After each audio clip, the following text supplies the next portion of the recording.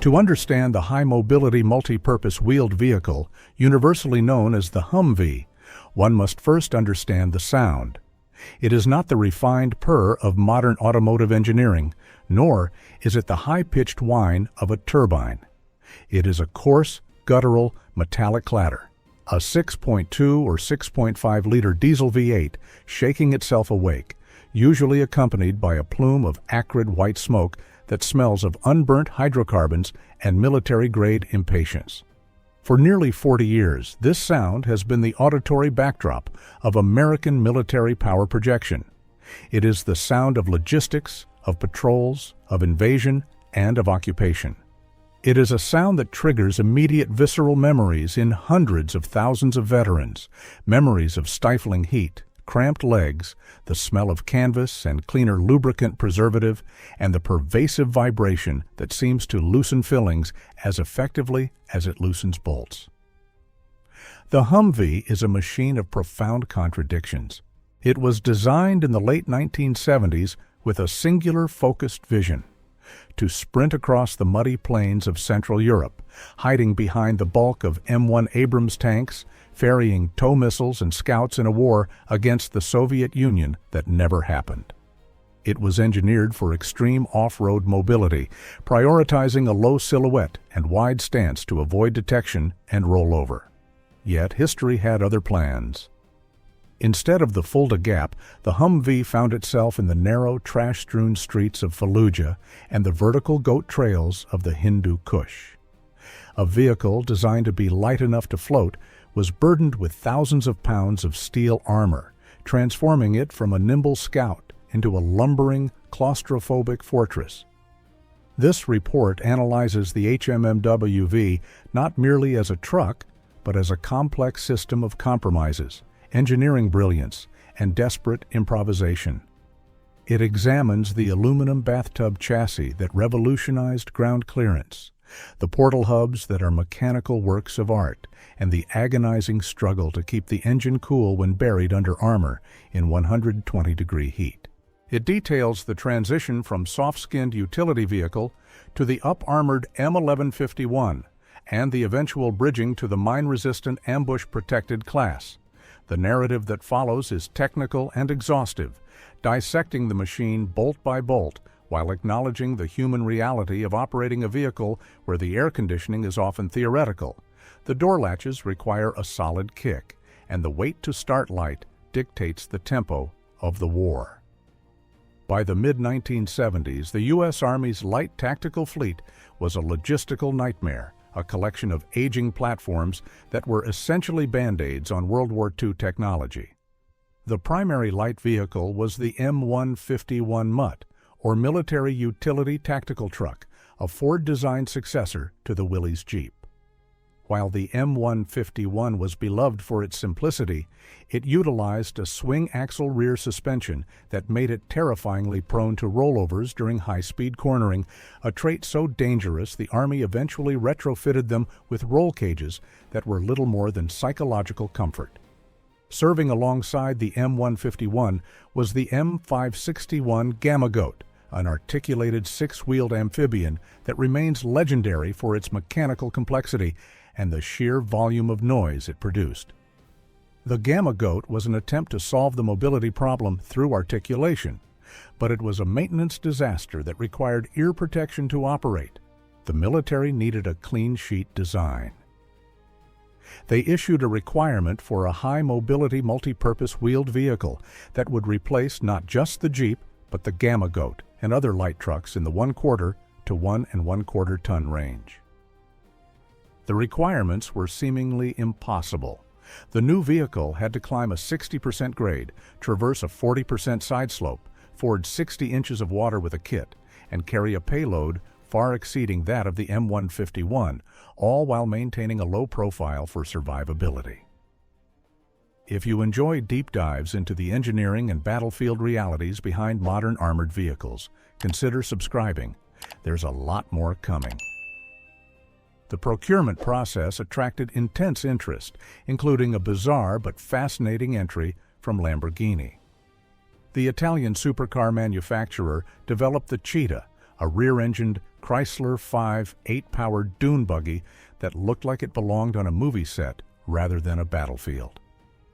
While the Cheetah had spectacular off-road performance, its rear-engine layout resulted in poor handling when loaded, and its catastrophic destruction during testing effectively ended its bid.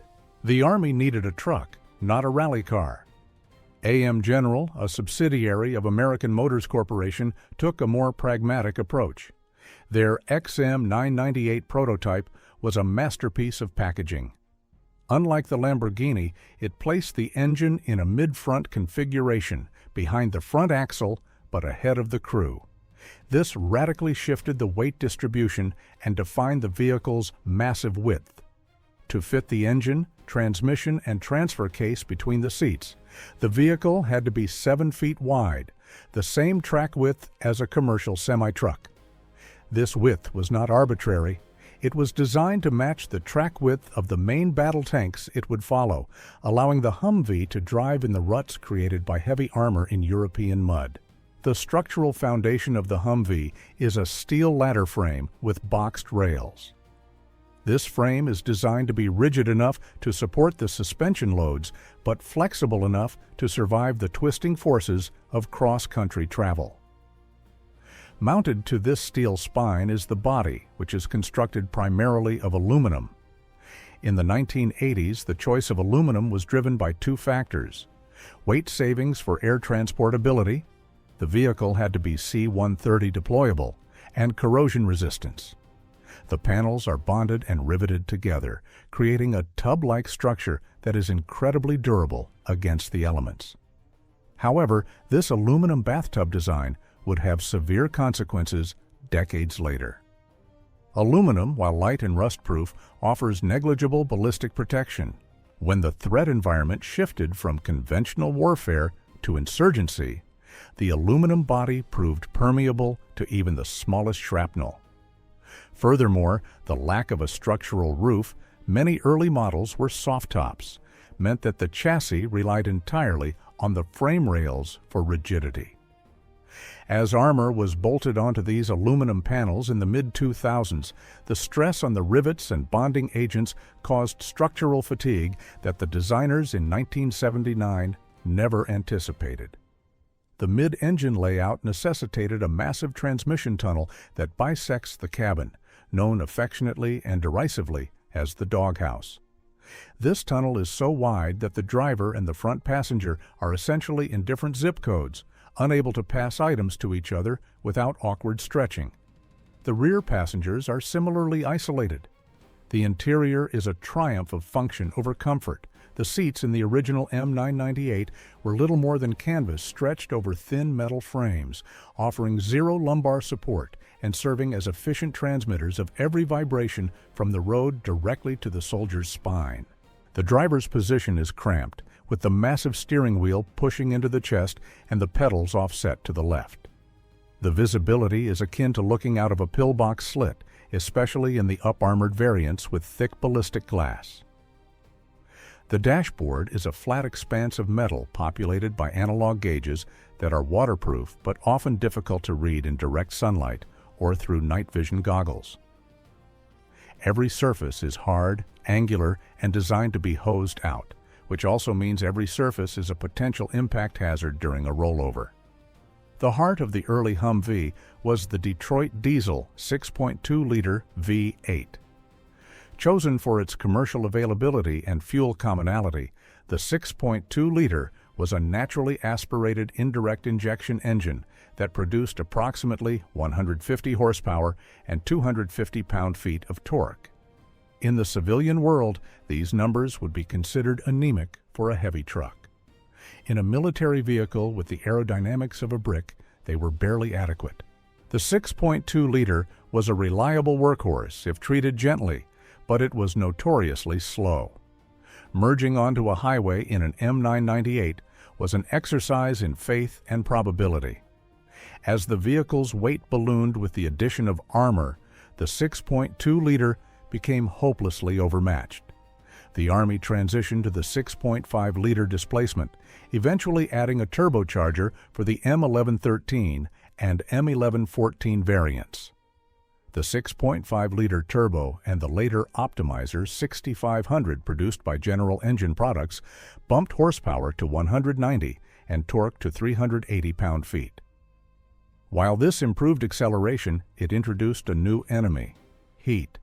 The rear cylinders of the V8, buried deep under the dashboard cowl, suffer from poor airflow.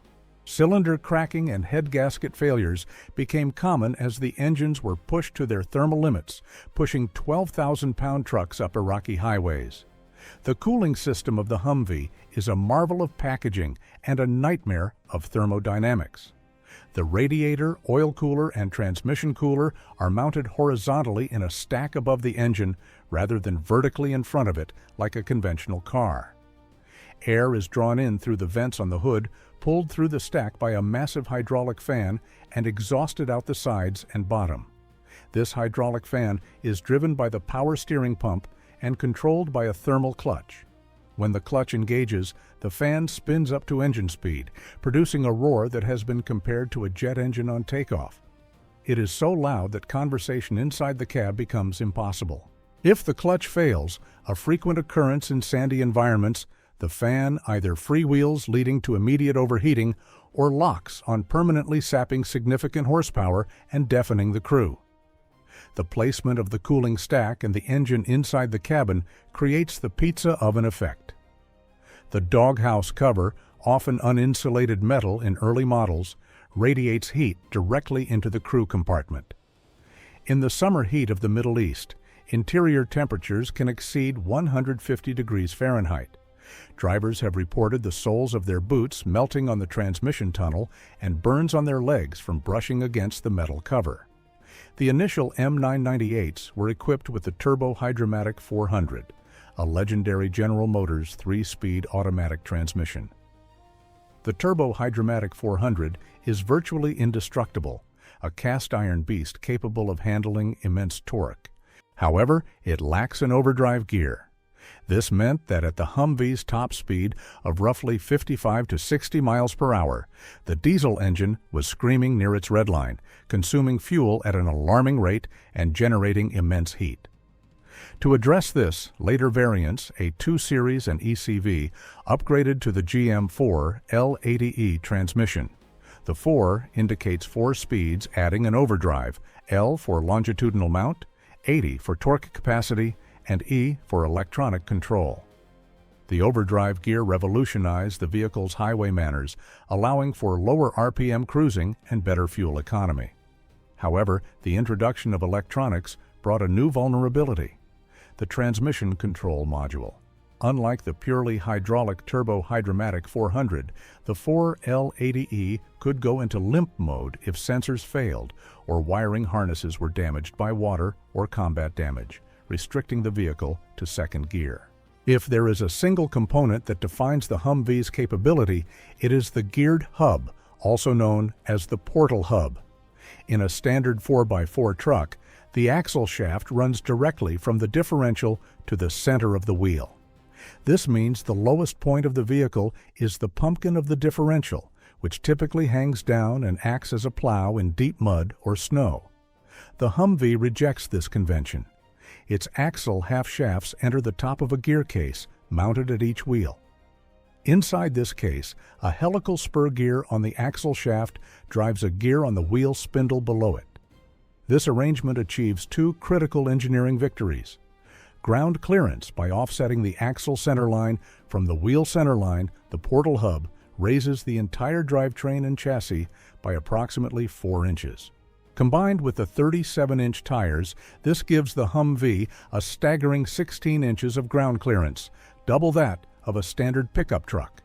The chassis effectively tucks up between the wheels, allowing the vehicle to straddle large rocks, stumps, and anti-tank obstacles that would gut a conventional vehicle. Torque multiplication, the gear reduction inside the hub, is 1.92 to 1. This effectively doubles the torque delivered to the wheels. Because this multiplication happens at the very end of the drivetrain, the upstream components, the differentials, drive shafts, and transfer case, only have to handle half the torque load they would otherwise face. This allowed AM General to use lighter, smaller differential components based on the AMC Model 20 while still turning massive military tires. However, the portal hubs are complex oil bath systems that require meticulous maintenance. The spindle nut, which holds the wheel assembly together, has a tendency to back off, if not torqued, to the precise specification and secured with a locking washer. A loose spindle nut can lead to the wheel separating from the vehicle at speed, a catastrophic failure mode known to terrify motor pool sergeants. Additionally, the input and output gears rotate in opposite directions, meaning the engine and transmission rotation must be matched to ensure the vehicle moves forward when in drive. To further reduce unsprung weight, the weight of components not supported by the suspension, and protect the braking system from mud and debris, the Humvee's disc brakes are mounted inboard, right next to the differentials in the center of the chassis rather than out at the wheels. This is a brilliant theoretical solution for a high-mobility vehicle. It allows the suspension to react faster to bumps and keeps the delicate calipers away from the grime.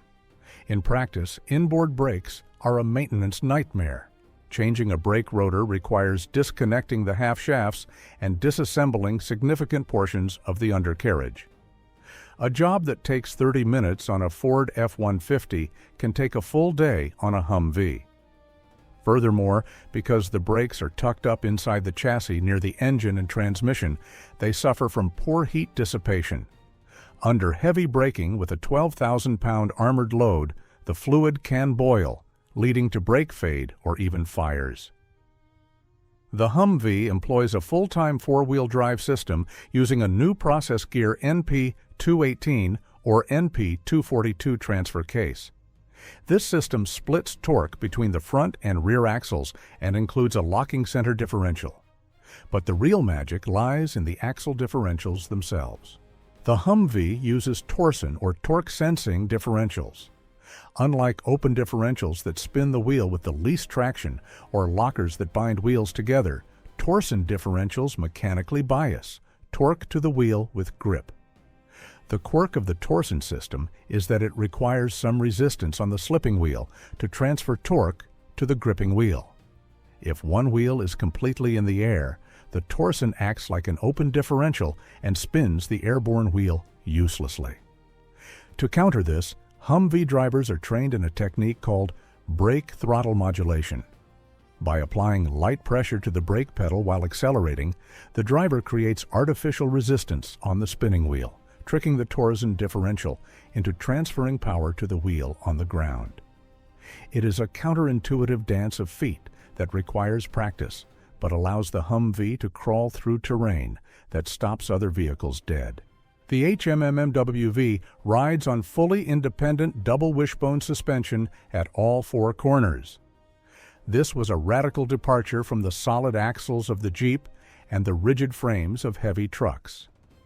Independent suspension allows each wheel to articulate over obstacles without upsetting the chassis or the opposite wheel, providing a ride quality that, in the unarmored versions, was surprisingly smooth and compliant.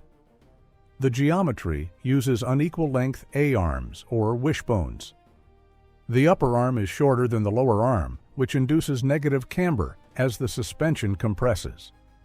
This keeps the tire contact patch flat against the ground during cornering and body roll, improving stability. The coil springs and hydraulic shock absorbers are mounted to the lower control arms, capable of absorbing significant impact energy. This suspension system was designed for a gross vehicle weight of roughly 7,700 pounds. When the up-armored M1114 and M1151 variants pushed the weight past 12,000 pounds, the suspension was pushed beyond its design limits. The springs compressed, reducing travel to a mere fraction of the original specification. The control arm bushings, designed for lighter loads, pulverized under the strain. Ball joints wore out prematurely, leading to wheels that wobbled or detached. To compensate, the Army retrofitted heavier springs and shocks, but the fundamental geometry remained stressed. The ride quality deteriorated from firm utility truck to spine-shattering as the vehicle constantly rode on its bump stops. The increased weight also exacerbated suspension sag, where the vehicle would lean permanently to one side, depending on how the armor and equipment were loaded. The steering system utilizes a Saginaw recirculating ball gearbox with hydraulic assist. It is powerful enough to turn the massive 37-inch tires while stationary, but it offers very little road feel.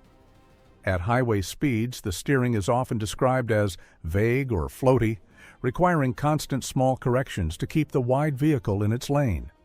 This is terrifying when driving a vehicle wider than the lane itself on narrow Iraqi roads. A common malady of the Humvee fleet is dog tracking or crabbing.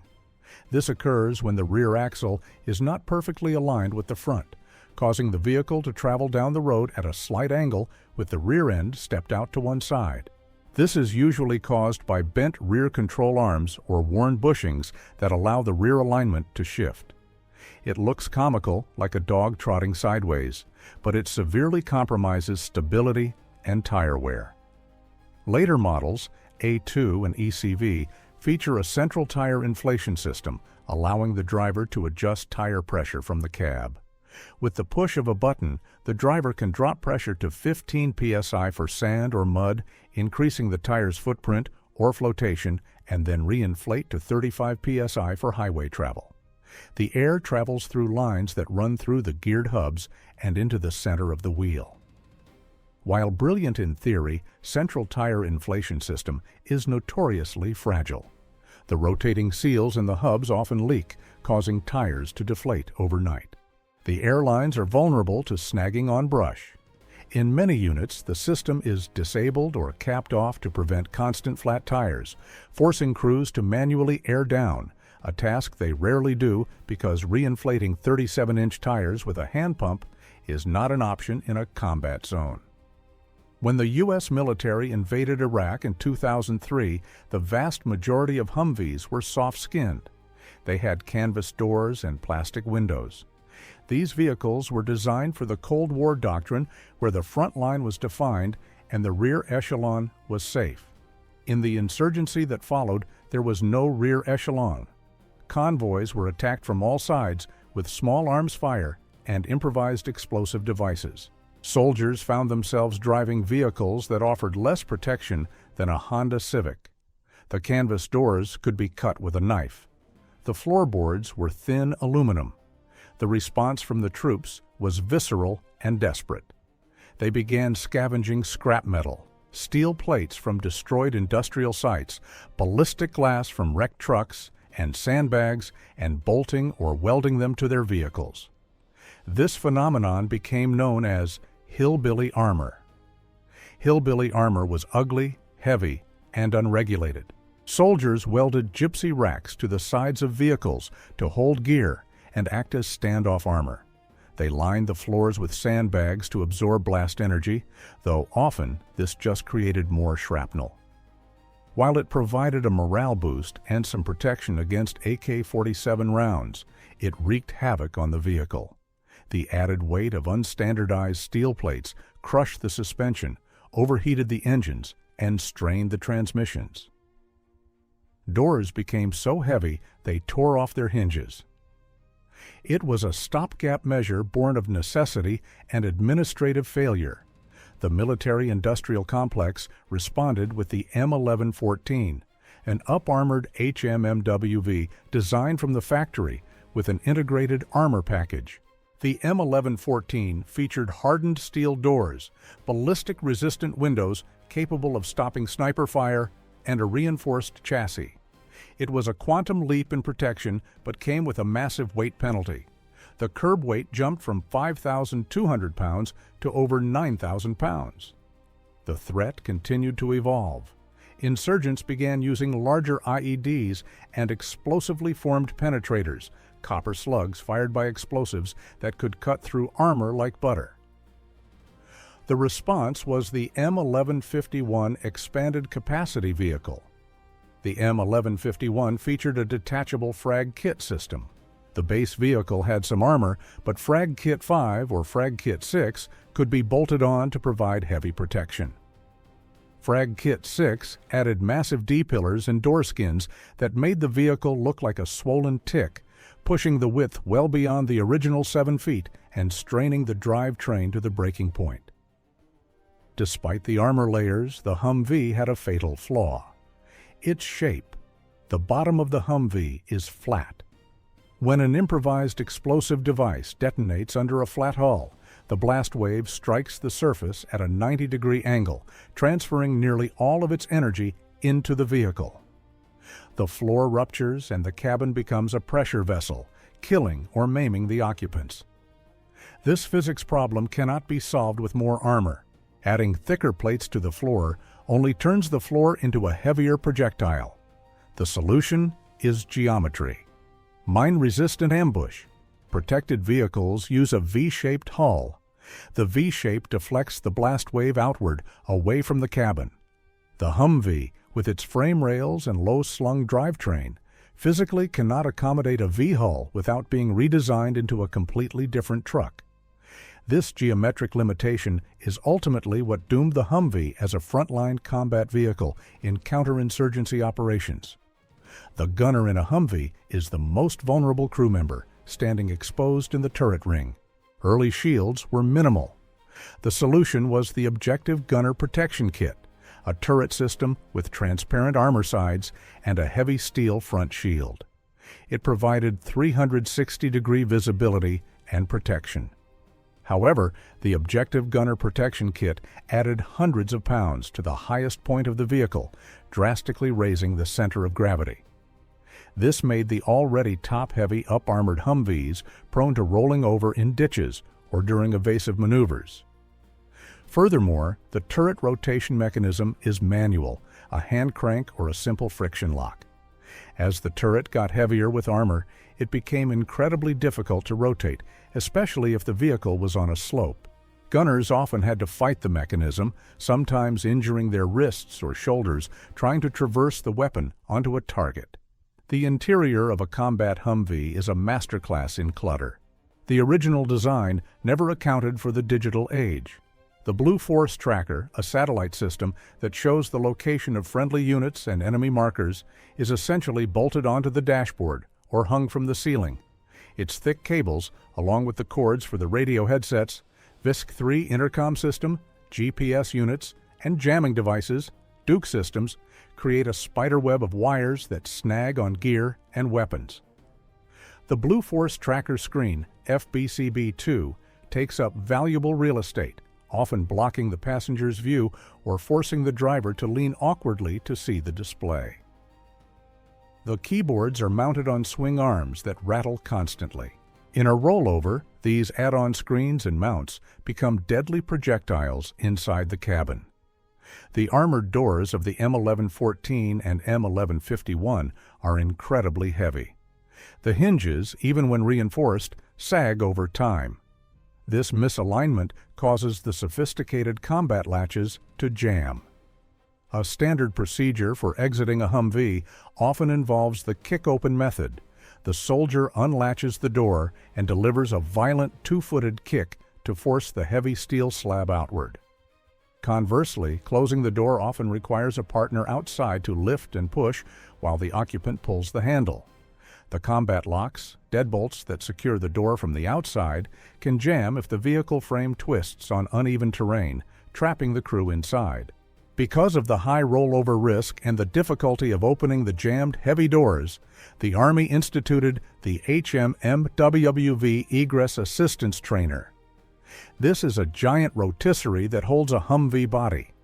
A squad straps in and the machine spins them upside down. They must then practice unlocking the combat locks, unbuckling their seat belts, which locks them in place upside down, and dragging their injured comrades out of the vehicle. It is a disorienting, physically demanding drill that highlights just how dangerous the vehicle became when it was militarized beyond its original specs. Starting a Humvee is not like starting a car.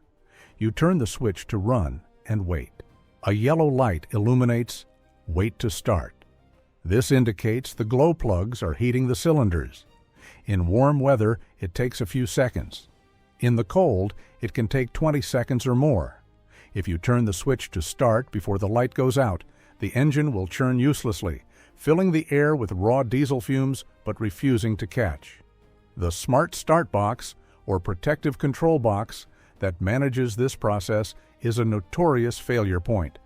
It can decide not to energize the plugs at all, or worse, energize them while the engine is running, melting the tips of the plugs, which then break off and destroy the engine.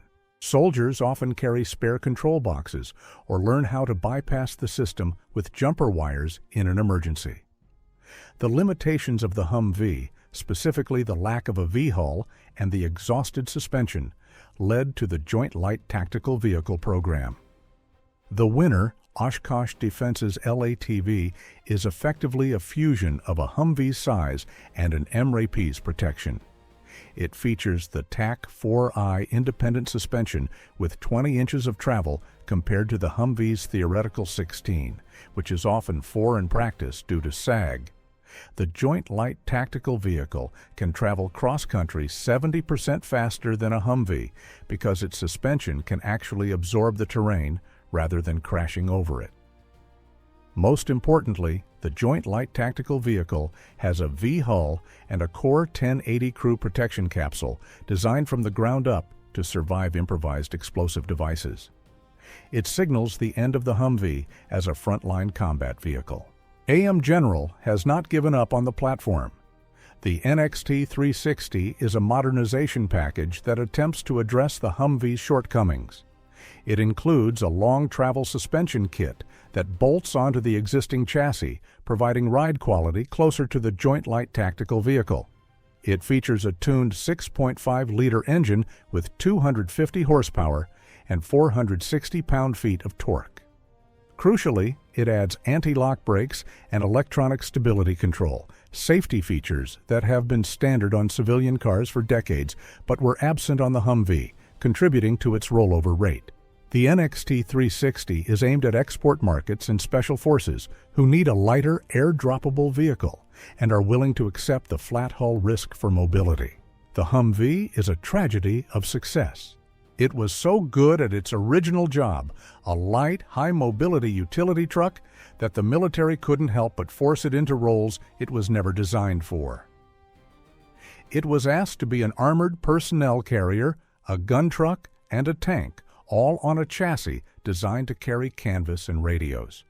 The engineering that makes it unique, the portal hubs, the mid-engine layout, the riveted aluminum body, became both its salvation and its curse.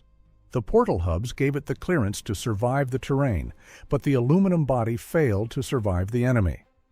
The mid-engine layout gave it stability, but created the pizza oven interior that exhausted the troops. If you found this analysis useful, a like really helps more people discover these deep dives. Thanks for watching. In the end, the Humvee will likely return to what it was meant to be: a rear echelon utility vehicle carrying boxes and generators far from the IEDs, its diesel V8 clattering away in the background of a new war, sounding like a bucket of bolts, but refusing, stubbornly,